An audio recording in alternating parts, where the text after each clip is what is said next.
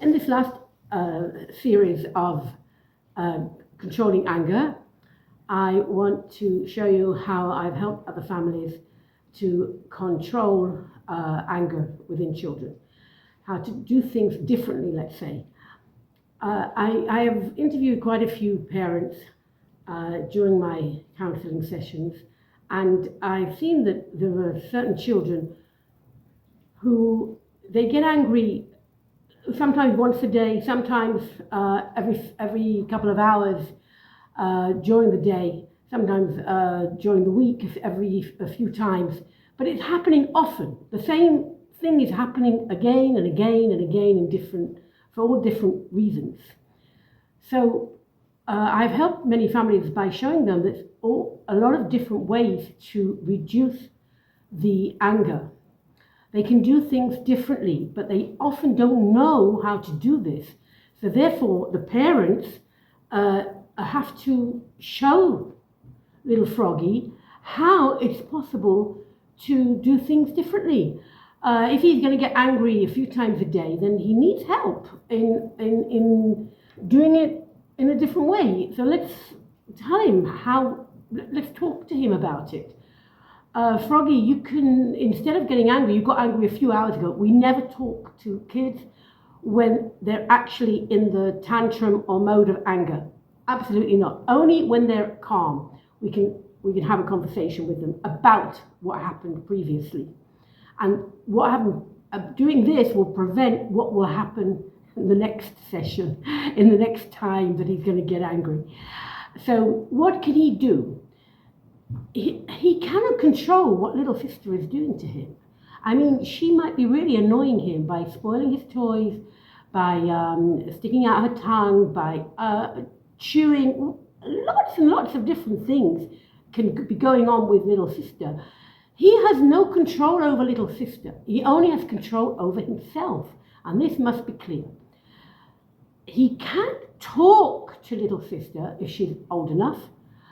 Or find ways of getting to her or promising her something. Maybe he'll read her a story if she'll be good to him, and they'll be good to each other, finding ways how to be good to each other. That's one aspect. There are other, but that's not about anger, that's about talking. Going back to overcoming anger, we can show him how to do things differently. If he's always punching out, then we can show him that there's another way of punching out. Okay, you want to punch? Fine, take a cushion and punch it. If you've got one of these boxing things, that they can box, that's fine. That's okay. The cushion is not going to cry out, "Mother," and be in pain. It doesn't hurt the cushion, but it does hurt little sister. So he can take out his anger in such a way. There is many other ways. For instance, you can play a game together, which is in one of my games here in the book that I've written. It's like humming. It's like a humming race, and everybody can hum as long as they can, like and the last person to finish the hum without breathing is the winner. This teaches the child to breathe in long breaths, which everybody knows is calming. But you don't have to say, "Oh, take a deep breath." It's not going to happen. But you can say, do a long hum and make a game out of it, and that could help him. He couldn't scribble on a piece of paper.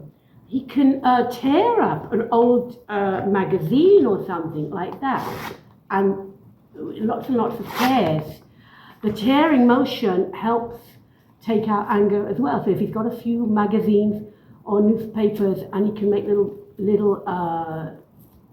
bits of paper, he can make paper mache from them afterwards, which can also help children take out their anger instead of punching out, instead of cursing like we talked in the previous chapters. There are other things that can be done. Obviously, you can try and get him to talk out his anger. He can go to a quiet place, maybe outside in the garden, and scream or something. Maybe that's permissible, I don't know. But he's got to find a way of getting out his anger instead of punching out at people instead of cursing. So I hope this has helped you a bit. If you have any questions, you can go into my site, which is miriwright25.com.